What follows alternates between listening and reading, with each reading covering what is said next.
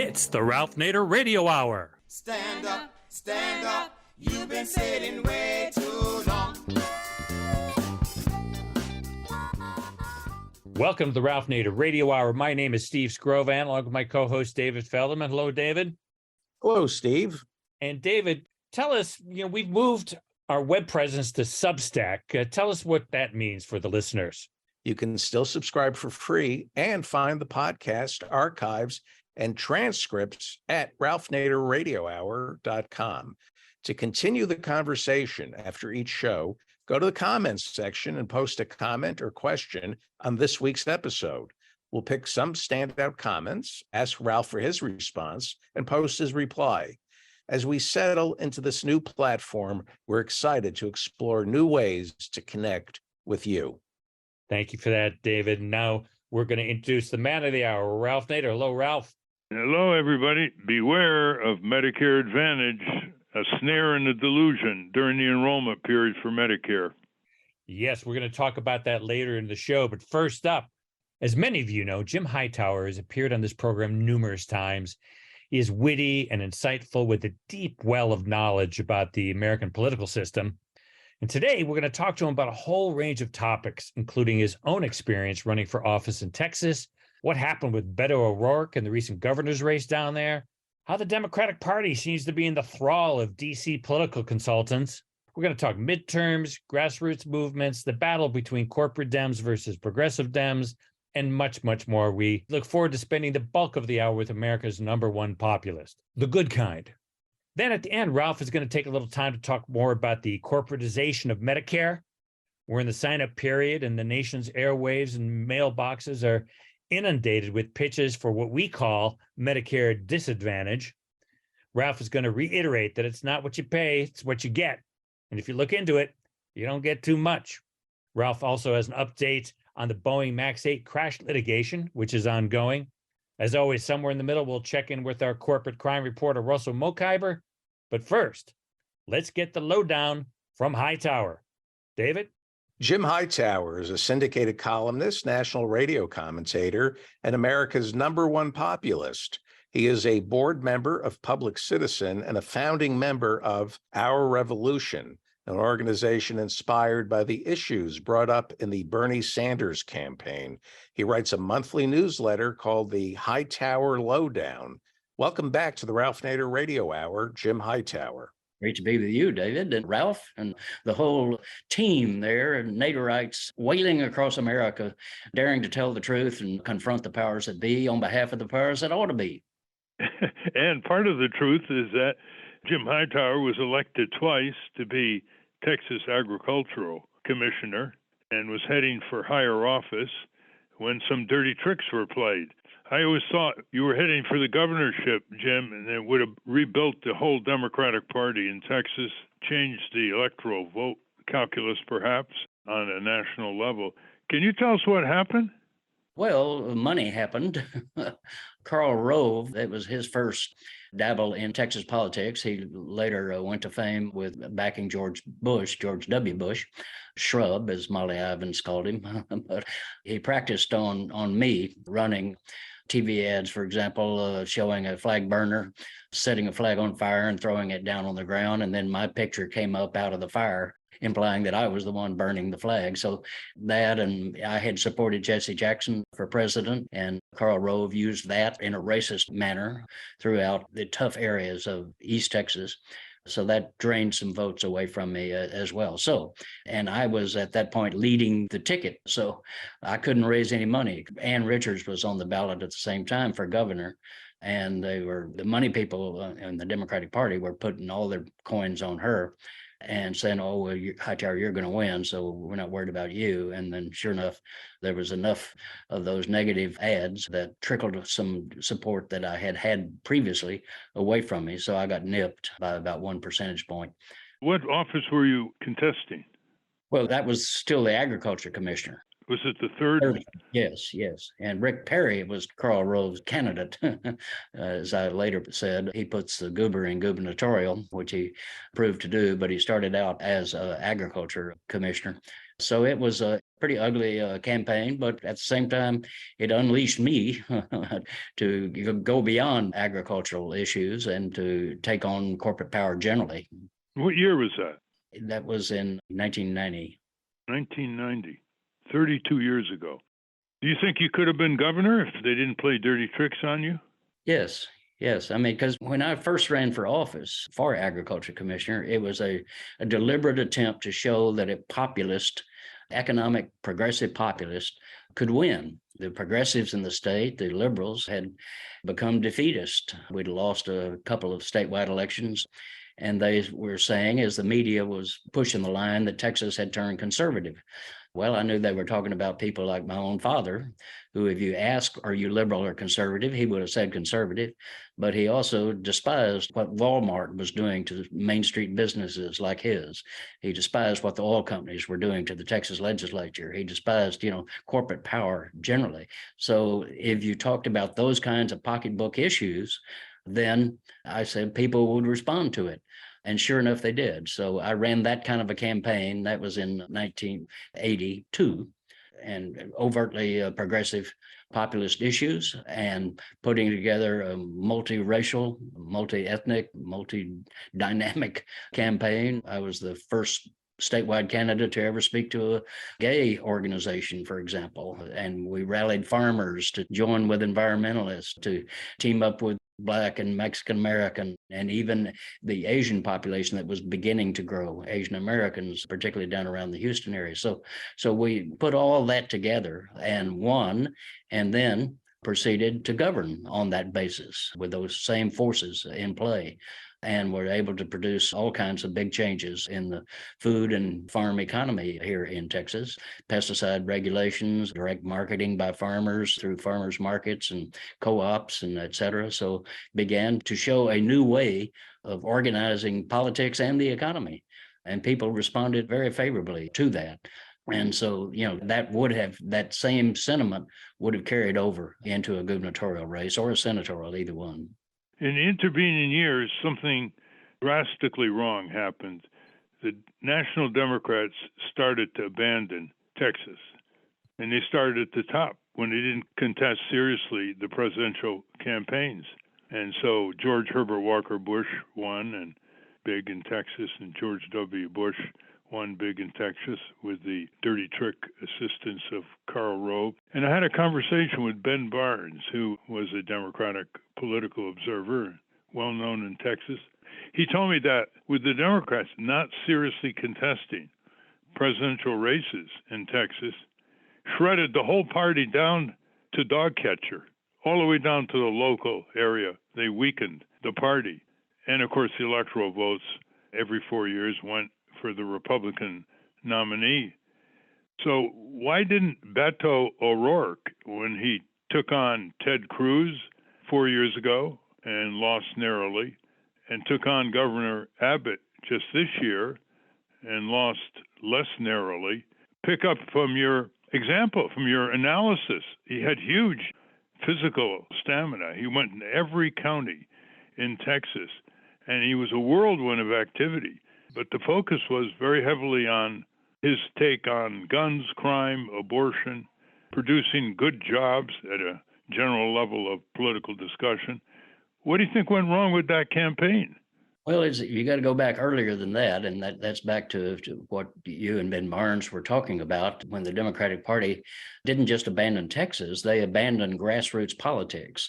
They went with the money. They said directly, we can raise big money just like Republicans can, and then we can put our ads on television, and we will defeat them with TV ads. That was a disaster. More recently, Hillary Clinton's campaign for president in 2016, you had to pay to get a yard sign. You had to pay $5 to get a yard sign. I mean, that's not a formula for building grassroots support.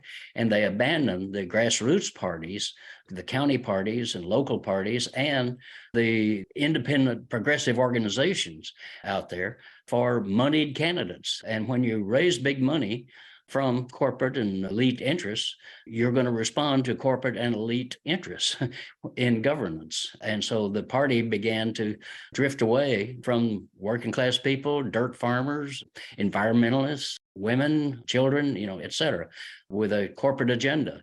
And so we began to fade. As Harry Truman said, if you give people a choice between Republicans and Republicans, they're going to choose the Republicans.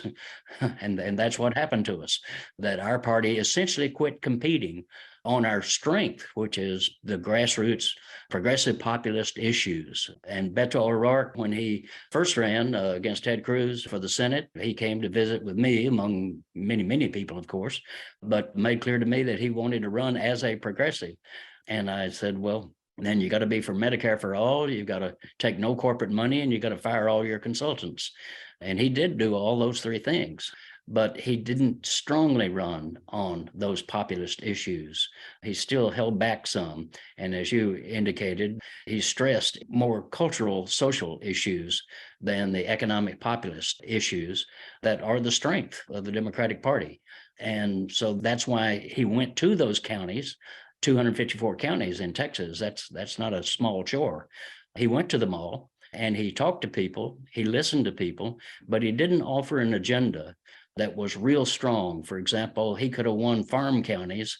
I just did my Hightower lowdown in the last issue on the farm depression and the power of monopolies and monopsonies to gouge farmers and then turn and gouge consumers.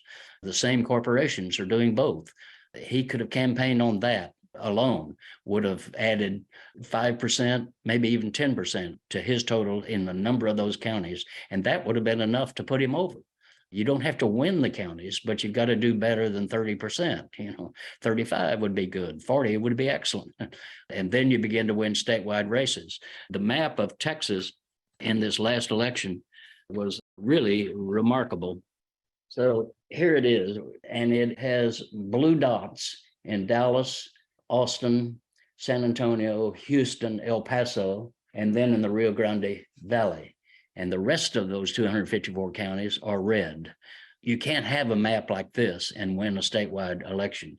And back to my races, I won counties that were red at the time by talking about these populist issues. And so that's what we have to get back on. That has to be the total emphasis of the race. We saw it happen with John Fetterman in Pennsylvania. He went to all the counties in Pennsylvania, but he went with a message that ordinary people, including white working class population, could vote for and found themselves, heard themselves in that message.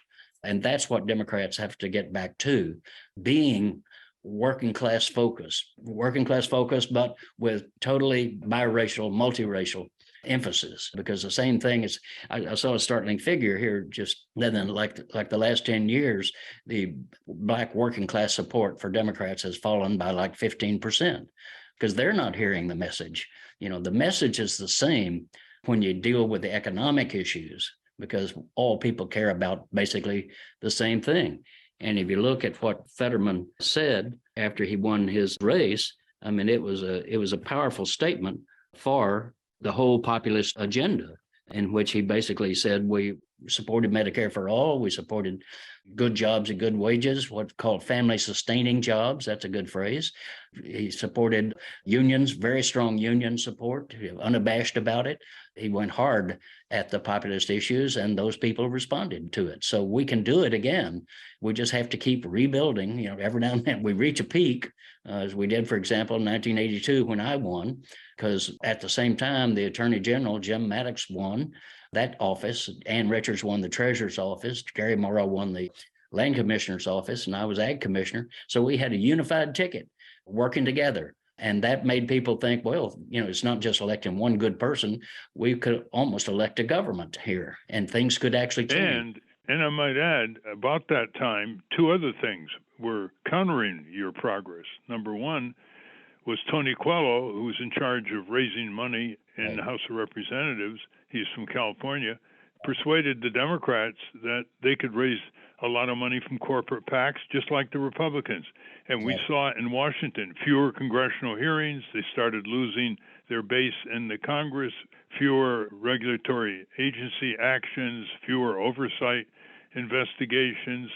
And the other thing that happened was what Ben Barnes alluded to. They abandoned huge territory and didn't compete. The mountain states, the southern states, And I was just looking at the situation in Wyoming. There really is no Democratic Party in Wyoming. They have over 30 counties, and they only have 2 counties that even have a local Democratic Party committee. And so the wins by the Republicans in Wyoming are around 70%. So there are 30% of the people vote Democratic without any Democratic activity to speak of, other than nominal opponents to the dominant Republicans. And Wyoming used to be a populist state. North and South Dakota used to have Democratic senators, Aberesk, McGovern, Conrad, others. The same is true for Idaho. They had Frank Church. They had Democratic senator from Utah. And now it's just about all Republican, except Bennett in Colorado. And they have abandoned it. So how do they expect to win the Congress or win the Senate when they start out with a handicap of 10 to 12 seats from these states that they don't spend as much money on as they spend on one race in New Jersey? Well, it's the old saying, if ignorance is bliss, they must be ecstatic, because they're completely ignorant about rural areas, red areas. They say, well, that's a red area, so we're not going to spend any time there. Well, in that red area, there are, as you indicated, even 30% of the vote with no infrastructure support from the national or state Democratic Party. But you could get that up to 50%. You could get it to 60% if you ran a real populist campaign that said, clearly, we're on your side, and that means we're going to go against the people who are running over you, not just we're going to be for you, we're going to be against those who are stomping on you. Then people respond to that. But if you don't show up, you're not going to win. And we're not going to win just by going to cities and the inner suburbs.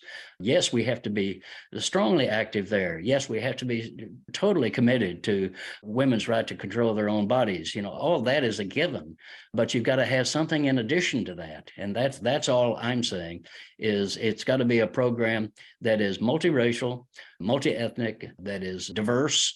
That's not a bad word. You can use that in a winning manner, as John Fetterman did, and yet reach out to those red areas as well without compromising any of your values. In fact, by extending your values to a broader group of people. The minimum wage is a big issue in Texas. There's huge numbers of low-income workers. And what's the actual state minimum wage? $7.25, yeah. So it's the national minimum wage. So in Arkansas, they had a referendum. They raised the minimum wage. Conservative Arkansas. Conservative Florida had referendums against big money opposing it to raise the minimum wage. The minimum wage increase won. They just don't seem to get the message. Well, and they're just at it again. They figured out that Florida was lost, so they pulled the money away from Kristen and Deming. They figured out Ohio was lost, so they pulled the money away from Tim Ryan. And very small number of people in Washington make these decisions. Yeah. You can never get them on the phone. So, here's the take after November 8th, from my view, Jim, maybe you'll agree with this. If there were no polls whatsoever for the November 8th election, would the Democrats credibly be able to be so enthusiastic and indicate that they really won in Washington? Because with the polls, they said, hey, the polls were wrong. They thought we were going to be landslided in the House of Representatives and lose the Senate, and we just held on to the Senate, and we barely lost the House. Well, you lost the House. A loss is a loss against the most corrupt, violent-prone, election denier, Wall Street over Main Street, anti-worker, anti-women, anti-children, GOP party in its history. And so this is what they do. So they don't have to look in the mirror and say, what do we have to do differently? People like Jim Hightower are telling us how we can landslide these Republicans with a broad gauge agenda. It's amazing, their delusion. Fortunately, they didn't have anybody to scapegoat this time. They couldn't scapegoat the Greens. But, for them to say, look, we almost held on to the House of Representatives against the pundits. Well, put aside the pundits. You should have landslided Kevin McCarthy's crew. What's your take? Absolutely. And, we lost 5 seats in New York State. I mean, as blue a state as there is, because of exactly what you're describing there. This guy who headed the Democratic Congressional Campaign Committee, which is the fundraising arm for Democratic congressional candidates from New York State, first wasted a bunch of money by running against progressives in the Democratic primary early this year, trying to defeat progressives. And then we're left with these corporate candidates, including him, who couldn't win. He lost his own race. So there's 5 seats right there that we should not have lost in New York State. That would have led to the Democrats retaining control over the House of Representatives. Actually, increasing. Because they would have won those 5 seats. It was a redistricting bungle of historic proportions. Listeners should know this is a heavily Democratic state. It's almost 2-to-1 in terms of registration. And the Democratic legislature in Albany passed a radical redistricting. It was so radical, it offended the Court of Appeals in New York. 7 judges, all of them appointed by former Governor Cuomo, Democrat. They voted 4-3 to say it was unconstitutional, and they ended up with a master being appointed who redrew the maps, and instead of the Democrats winning 5 net more seats, they lost 4 or 5 net seats, one of them still being counted. And you don't see that kind of vigor in Texas. I mean, the Republicans challenged Governor Hochul with Lee Selden, a election denier, Trumpster member of the House of Representatives, and he came close. But the Democrats, they just write off Alabama, Mississippi. Luckily, there's some local effort in Georgia. It turned it into a purple state. But they're letting Florida become a red state now. But looking forward, it does not look good for the Democrats in the Senate because nobody's talking about this. But in 2024, there are 23 Democratic or Democratic-leaning independents up for election. So there are 21 Democratic senators up for re-election and 2 independents, Bernie Sanders and Angus King, that vote Democratic. On the other side, there are only 10 Republican senators up for re-election, and they're all in very red states like Wyoming, Indiana.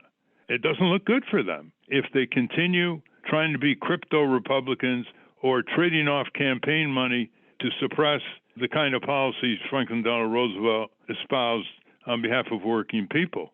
Do you see a change coming? You see any of these apparatchiks resigning? How many times do they have to lose, including their consultants who keep getting rehired, no matter how many races they could have won handily or just barely won, setting up another cliffhanger in the next election round? What do you see? Do you see any turbulence here, or just, hey, look how good we did? We didn't lose by as much as the pundits told us we were going to lose with a red wave. Well, the D.C. Democrats are a problem. Everything you just went through is a result of D.C. Democrats, which essentially are the moneyed donors to the Democratic Party. They control that. They control the party. The good news is that that's not the party at the grassroots level. The party is changing in a hurry, primarily because of groups like Our Revolution, like Working Families Party, like the environmental groups that are out there organizing, not just the national organization like Sierra Club, but the local environmental justice movements, for example, are just going so strong and winning against major corporate power and big money. And that's where the change is going to come. We elected 7 new members of what's called the squad, negatively by the moneyed interests. And those are the overt progressives within the Congress, within the House of Representatives. There already were, I think, up to a dozen or so members there. 7 new ones elected, 2 from Texas, by the way. Greg Casar and Jasmine Crockett. Casar from the San Antonio, Austin area, and Crockett from the Dallas-Fort Worth area. Overt progressives that are not just going to be 2 more votes for the Democrats, they're going to be leaders within the caucus pushing for a progressive agenda. You know, you just went through 2 or 3 things there, the minimum wage and the Medicaid expansion. People are voting for those things through the initiative process all across America in this very election. And in states like Nebraska that passed a $15 an hour minimum wage indexed to inflation for the future, states like South Dakota that passed Medicaid expansion against the wishes of the governor and the corporate establishment and the legislature up there. In fact, that they tried to basically outlaw the initiative process in South Dakota, but the people rose up against it and defeated that and then passed Medicaid expansion by like 2/3 of the people voting for it. So the people are beginning to speak for themselves. Another big change is within the party itself, state parties. I was just in West Virginia, where Joe Manchin has essentially been an individual dictator. He has totally controlled the Democratic Party there for years. You can't run as a Democrat without his blessing in that state. But there's this woman who was a social organizer and began to notice that the party was violating all kinds of its own rules about diversity and votes rather than backroom deals, et cetera. And she began to study the rules. She began to organize. This was 6 years ago. And in June of this year at the State Democratic Party, she and her group, primarily coming out of the Bernie Sanders campaign in that state, they took over the Democratic Party and threw all of Joe Manchin's people out. The Democratic Party chair in West Virginia is a musician who's a cab driver. The vice chair is a Black woman, the first Black person to ever serve on the State Democratic Executive Committee in West Virginia. Imagine that. I mean, this is, are we, 20 what? And we're just now getting to that. These are feisty people. They did it without money. They did it against the wishes of the National Democratic Party that came in and campaigned against them.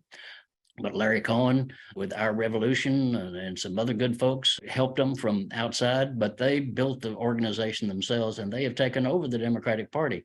And now they're running candidates that are regular people candidates, not handpicked Manchin-ettes, but regular people candidates running, and they're focusing first on county offices, local offices, and state legislative seats. They're not going for the big thing just to start with. They're building, and it's a building process. That's what democracy is.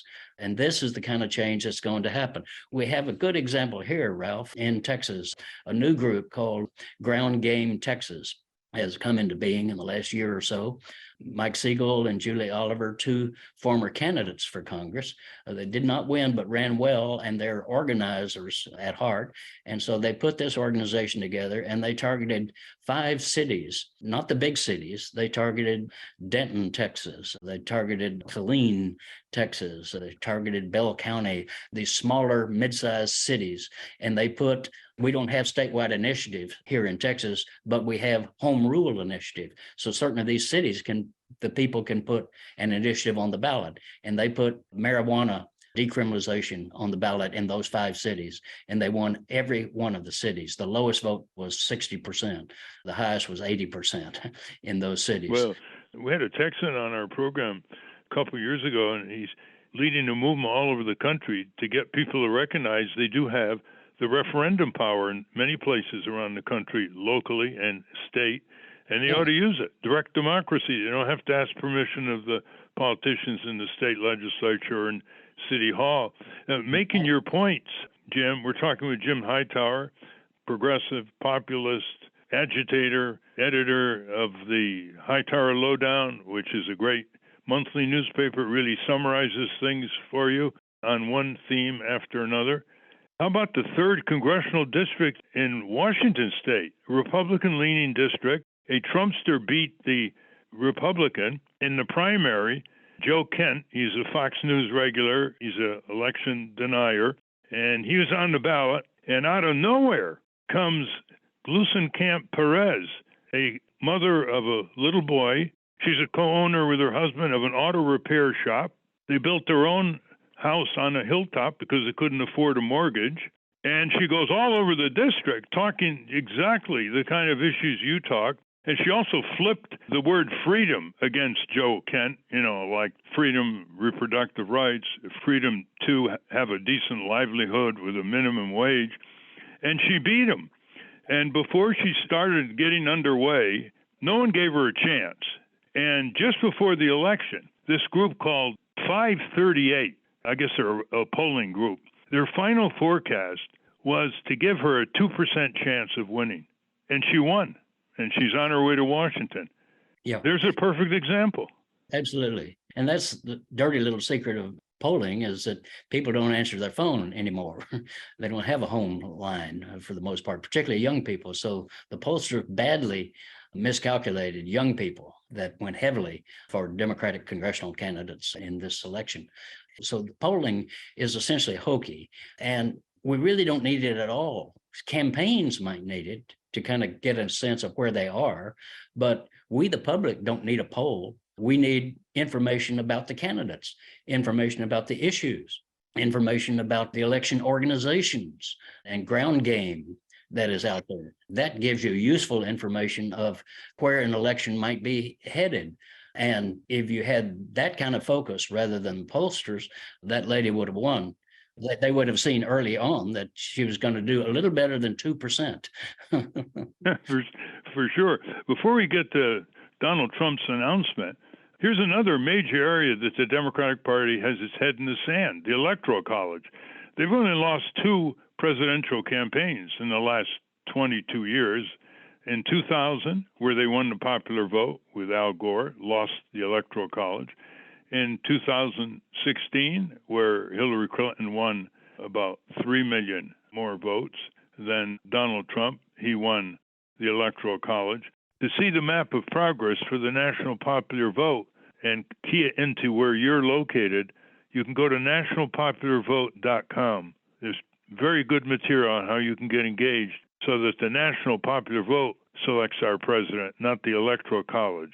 There's an interstate compact, citizen-based movement for a number of years, and they've got enough state legislatures and governors to sign off on a law that said that they would give the Electoral College vote to any presidential candidate who won the national popular vote, essentially neutralizing the Electoral College collar, so we'll call it that. And still, year after year, the Democratic Party are not supporting Steve Silberstein, an entrepreneur who started this movement. And he's a big Democrat, and he contributes to campaigns year after year, and they don't make it into an electoral issue. They don't talk about it. What is your take on this? Well, it's another reason that they're losing.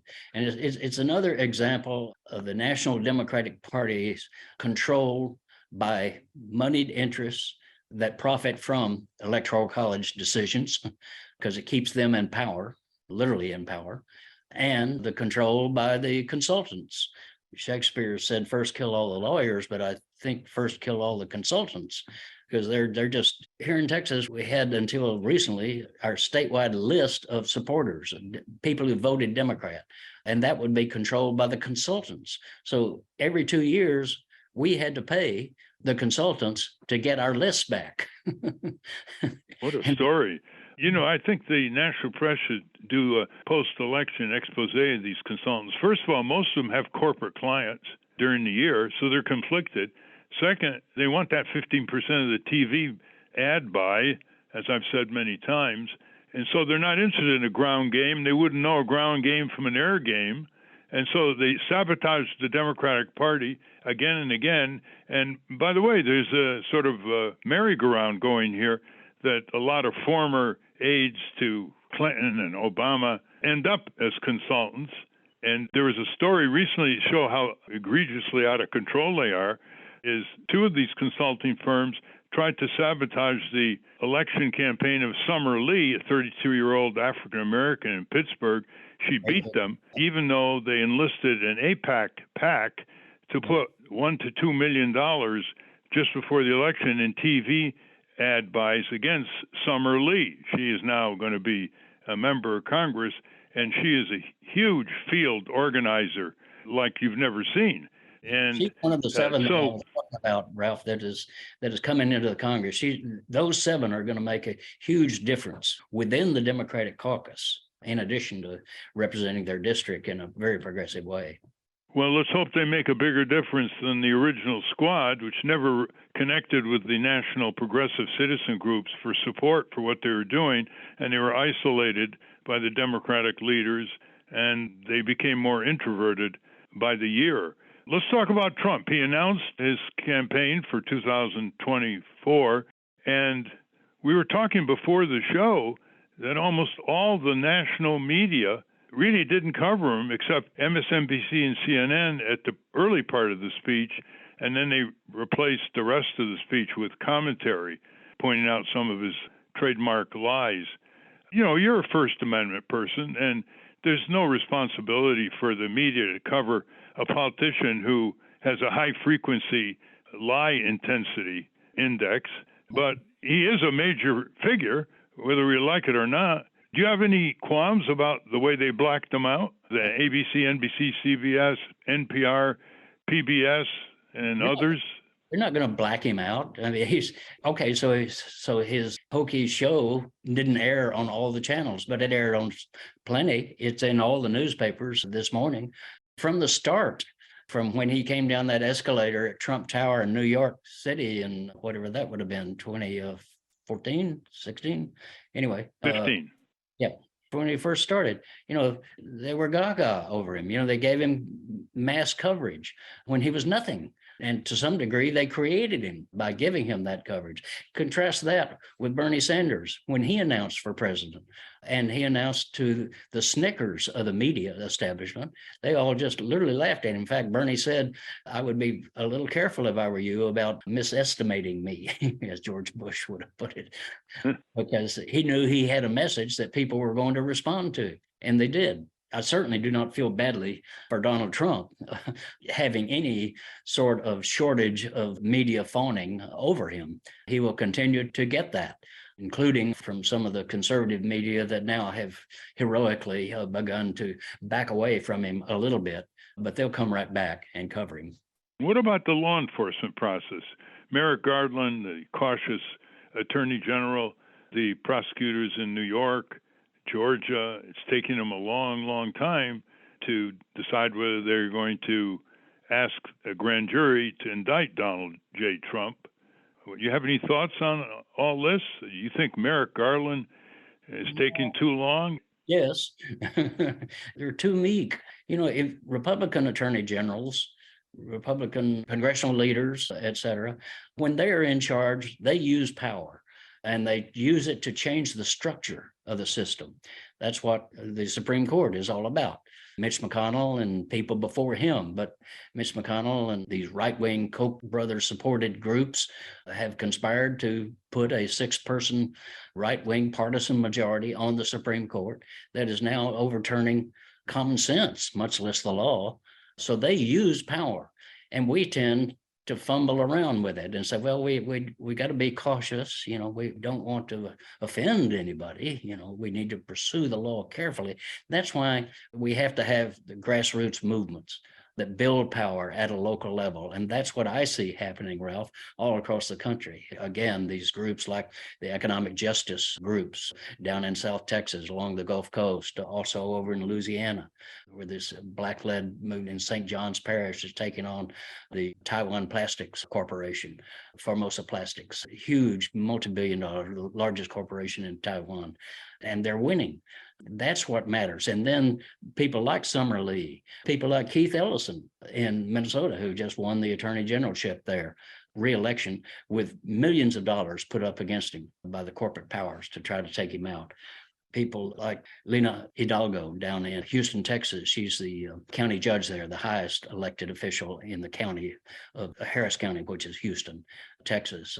And they put millions of dollars up against her, they being right-wing oil interests and developers and et cetera, to try to take her out. But she won because she's got a real base, and she has a real base because she does real things that benefits people. So that's the kind of thing that we have to put our faith in. And in that initiative process that you're talking about, we've been winning initiative fights all across this country, we, the progressive movement, for more than a decade now.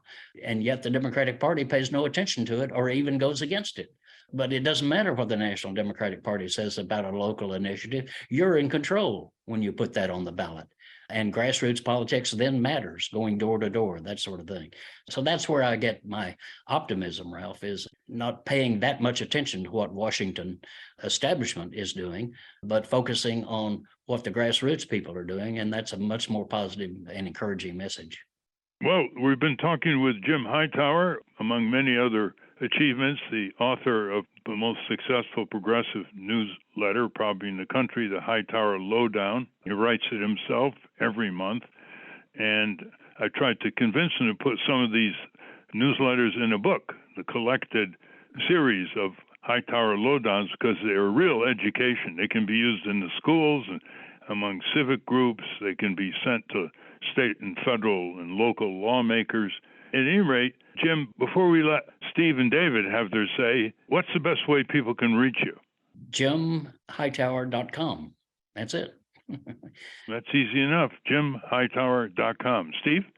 Yeah, Jim, I want to circle back to Texas for a moment and back even earlier than November to the primaries, where I was getting a lot of contact from a candidate named Jessica Cisneros, who's going against an establishment Democrat named Henry Cuellar. Can you tell us what happened there and how that is sort of indicative of the corporate Dem versus the progressive Dem? Yes, she is very progressive and aggressive, very smart, tremendous candidate. But the Democratic Party, Henry Cuellar, on the other hand, is I don't know, I mean, barely a Democrat. He says he's a Democrat, but he votes consistently with Republican interests. So he's supported by the moneyed establishment down there. And then he turns out to be supported by the political National Democratic Party as well. So just before the primary election, Nancy Pelosi makes a trip to that district down on the Rio Grande Valley to endorse and deliver money to Henry Cuellar against this very progressive Democratic woman who Pelosi should have been supporting. So there we have it. We just had another race. By the way, the good news is the Republicans had been saying, well, we're about to take over the Rio Grande Valley. We're winning all these Hispanic votes. And they made a big national show about it. The media picked up on it, said, oh, yeah, boy, it's changing. Mexican Americans turning red. But in this last election, in fact, all of that remained blue. A Republican woman was elected to Congress from a district along the Rio Grande Valley, but she lost the Hispanic vote badly by 17 points. Where she won was in the rural counties that they have, Anglo counties that they have brought in as a gerrymandering process to make that district Republican. So the good news is that we still have our strength, but we've got to continue to organize it and to take on the Henry Cuellars. Yes, he needs to be outed because he's not standing up for the people the Democrats supposedly represent. She's all of 28 years old. Is she going to try again? Oh, I'm sure. And Jim, what do you think the Pelosi stated motive was there, that Jessica Cisneros could not win? Or is it more ideological? We just need this corporate Dem in there. Yeah, it's ideological, but it's also just congressional politics. As she put it directly, she said, I support all the incumbents because they support me. They put me in power. And Pelosi is so good on so many issues, but she is also very corporate and certainly doesn't want a aggressively progressive National Democratic Party.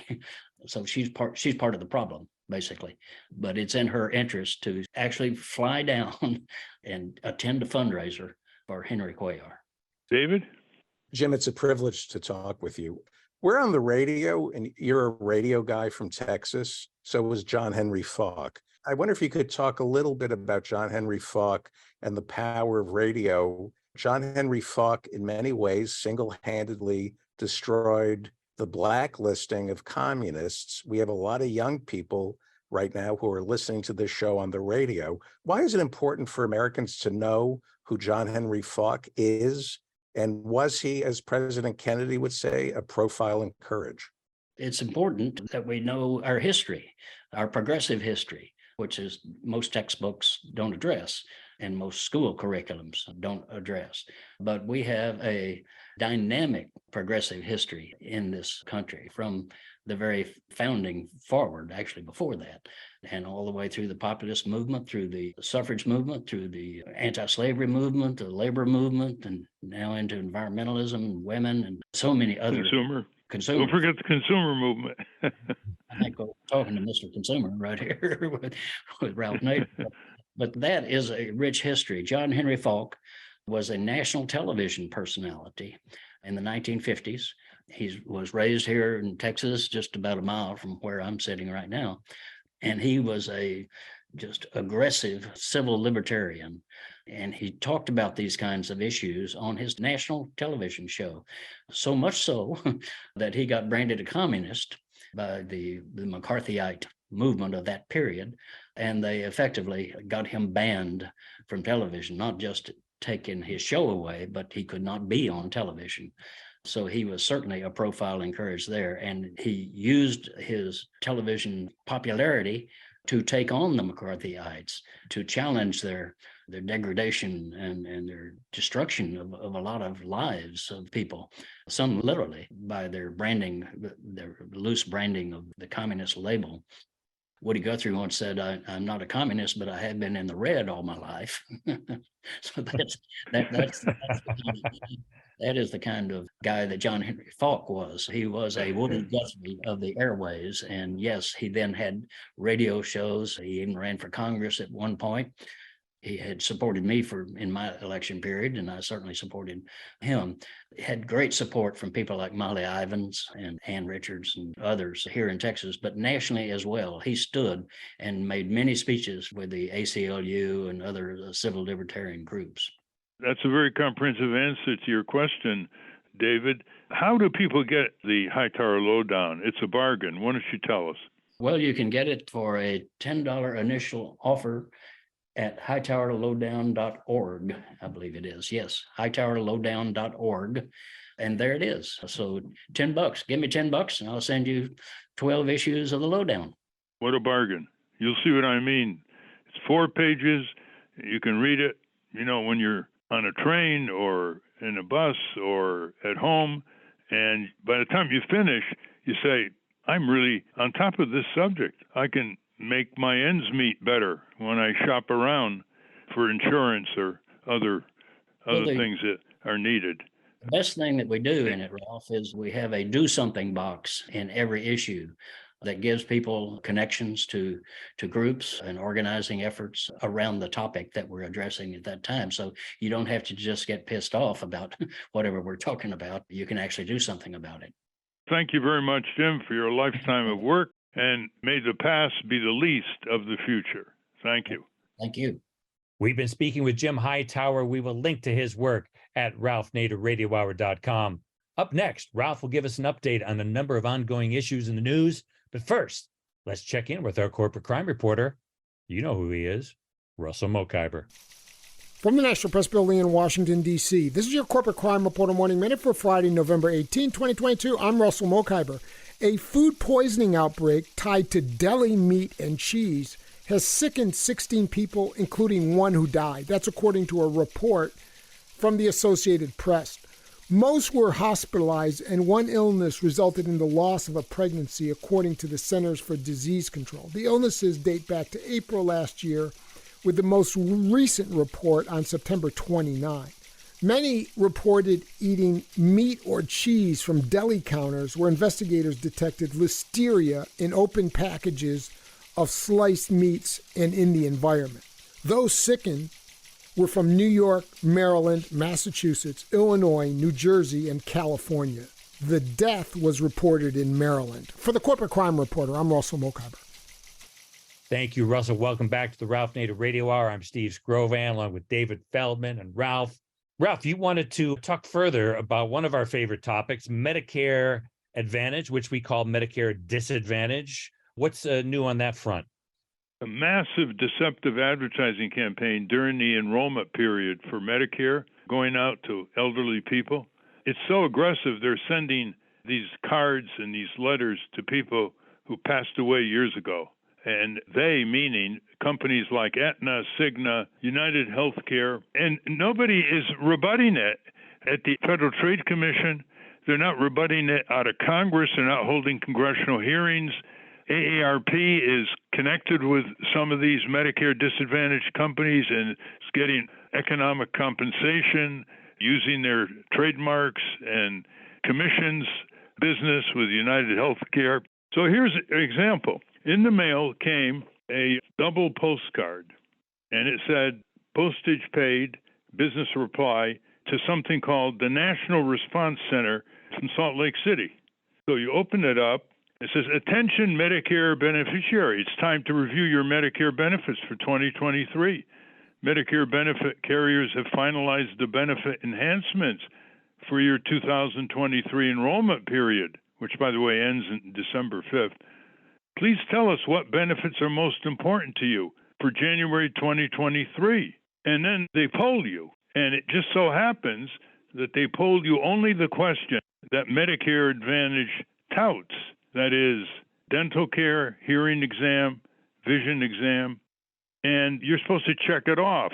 And then what you will do is if you send them the poll, then they'll really do the hard sell on you. They've already induced 48% of all Medicare elderly beneficiaries to go into the Medicare Advantage, or what I call the Medicare Disadvantage. The traditional Medicare beneficiaries are subsidizing these health insurance companies who are running Medicare Advantage or Medicare Disadvantage. Now, what they're not telling you in this poll, they don't say, do you favor being put in a narrow network? You lose your choice, free choice of doctor and hospital under Medicare Disadvantage. They don't ask you whether you favor prior authorization of your doctors who want to treat you in a certain way, and they got to wait for days sometimes for prior authorization by the insurance company to okay it. They don't tell you that there's a much higher rate of denial of claims than in traditional Medicare, and many other dark sides to Medicare Disadvantage. So listeners, spread the word. If you're going to choose traditional Medicare. As Dr. Fred Hyde once said, it isn't what you pay, it's what you get. And the tragedy is that no Democratic-controlled hearing in the Senate or in the House is really investigating this. There was a letter from some progressive Democrats to the Department of Health and Human Services, which is actually aiding and abetting Medicare Disadvantage, protesting a bit, and nothing happened from that letter from the progressive members of Congress. And, of course, AARP, with its many, many local chapters, is saying to the elderly, well, we're not taking sides, just choose. You can choose. Yeah, but you choose, but the only barrage you're getting is a deceptive barrage in many forms in the mail, on television, radio, by the health insurance companies who are corporatizing Medicare. And they're going to cross the 50% threshold within a year. The hard sell this year has been unparalleled. So I think that listeners here, if they're incensed as I am about this, and they're doing the same in corporatizing Medicaid as well in a different way, just call up, never mind write, call up your member of Congress and talk to anyone, even an intern, and say, when are the Democrats going to hold investigative hearings on Medicare Disadvantage before we lose Medicare completely, although the name is appropriated. They even seized the name, Medicare Disadvantage, run by Aetna, United Healthcare, Cigna, and other corporate insurance companies. Ralph, I'm going to pose a question to you from a listener. This is off of the show that we did with Kip Sullivan. A listener, Evan Levine, said, great show about the Medicare Advantage programs, but you didn't answer the 20% question. If you have Medicare and cannot afford the 20% or supplemental, then what? Medicare should provide a low-cost supplemental or go to copay model at $50 a visit, etc. Overuse can be cured by online requests for tests using algorithms and AI and having strict penalties for cheaters. But I guess the crux of the question is, if you have Medicare and can't afford the 20% of supplemental, then what? Well, obviously, the basic answer is what she alluded to, which is universal health insurance, single payer. But if you add it all up, again, it isn't what you pay, it's what you get. If you get the supplemental, you get much more coverage quicker, where you have to hassle the insurance company under Medicare Disadvantage and often lose out completely. The other point, which the listener stimulates in terms of a response, is that the Medicare Advantage companies say, well, you can always go back to traditional Medicare if you don't like us. Well, that was true years ago, but now they have all kinds of burdens, pre-existing condition with the supplemental obstacle, and now it's very hard to come back when you realize you've been deceived and you want to go back to traditional Medicare. So again, it's not what you pay, it's what you get if you want to make that kind of comparison. When you're seriously ill, you're much better off with Medicare plus a supplemental than under Medicare Advantage, so-called. But you're much better off under single payer, Canadian style. Everybody in, nobody out, a much more efficient economic system of health care, and you get it from cradle to the end of life. So, Ralph, you have an update on the situation with Boeing. What's going on there? Well, this is the ongoing litigation by the families regarding the two Boeing 737 Max crashes in Indonesia and Ethiopia. And the judge, a conservative judge in Fort Worth, federal district judge, ruled that the Justice Department, in settling their criminal case against Boeing, which is a sweetheart settlement with a deferred prosecution agreement, violated the Victims Representation Act, which required the Justice Department to let the families of the victims participate in the process. They froze them out. And the judge said that was illegal, and he gave Boeing, the Justice Department, and the families' attorneys a couple weeks to come up with proposed remedies. Well, the Boeing lawyers of Kirkland Ellis, a corporate firm in Chicago, told the judge there were no remedies under federal law. The Justice Department came in and told the judge there were no remedies under federal law, so that the Biden Justice Department is behaving exactly the same concessionary way that the Trump Justice Department behaved that cut this sweetheart deferred prosecution deal with Boeing. The families, on the other hand, have come in and said there are remedies. You can basically roll back the deal, the sweetheart deal, and tell the Justice Department they have to start all over with their case against Boeing.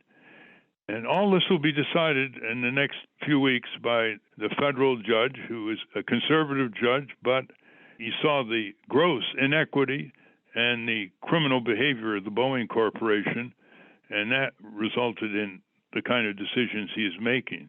So stay tuned. It'll keep on. The families are looking for the prosecution of the Boeing Corporation and two top executives, Mr. Mullenberg, who was the CEO at the time, and Mr. Calhoun, who was head of the Boeing Board of Directors at the time, and he is now CEO of Boeing. The only coverage I've seen on this, Steve, is not by the reporters who've covered this over the years fairly well, but by the corporate crime reporter, Russell Mokhiber. So you go to corporatecrimereporter.org, and you'll see his description of what's happening in this case out of Fort Worth, Texas. That's our Russell. I want to thank our guest again, Jim Hightower. For those listening on the radio, that's our show. For you podcast listeners, stay tuned for some bonus material we call the wrap-up. A transcript of this program will appear on the Ralph Nader Radio Hour website soon after the episode is posted. Join us next week on the Ralph Nader Radio Hour when our special guest will be Medea Benjamin from Code Pink. Thank you, Ralph. Thank you, everybody. Quality. We demand justice. It ain't gonna happen until folks like you and me just stand up. Well, you've been sitting way too long.